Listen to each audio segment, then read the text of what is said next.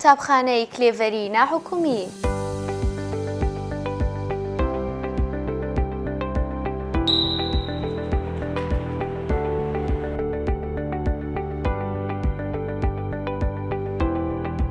ئاگاداری دایک و باوکان و هاوڕێیان خۆشەویستم دەکەم کە قوتابخانەکەم بۆ ساڵی خوێندنی 2021-2022 بە باشترین مامۆستا و ئامادەکردنی پێشکەوتووترین هۆڵەکانی خوێندن ناونووسینی دەست پێ کرد.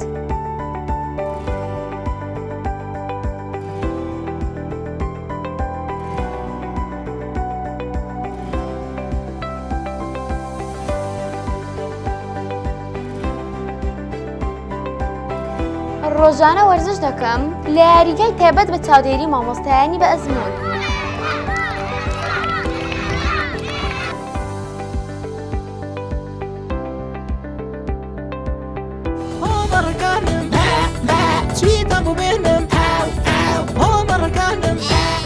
وانە زانستیەکان لە تاقیگە ئامادەکراوەکانی قوتابخانەکەم بە جوانترین شێواز دەخوێنم.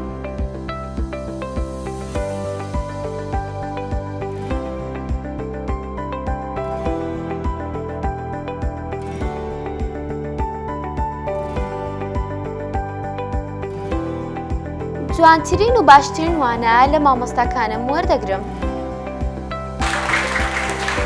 خوێندنم بە زمانی ئینگلیزیە و هەفتانە زۆرترین وانە دەخوێنم و فێری دەبم. وانەی کۆمپیوتەر لە هۆڵ و تاقیگە پێشکەوتوەکان فێر دەبم.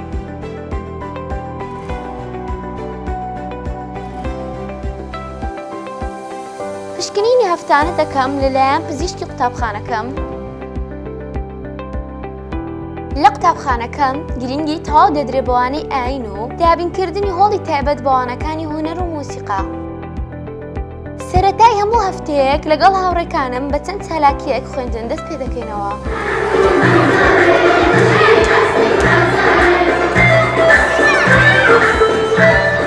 باشترین هۆکارەکانی گواستنەوەم بۆ دابینکراوە و هەموو کات چاودێری دەکرێم لەلایەن قوتابخانەکەم. ئێمە باشترین پێشکەش دەکەین. ناونیشان هەولێر فەرمانبەران نزیک مزگەوتی شەهید و ئەنفال. قوتابخانەی كلیڤەری ناحكومی.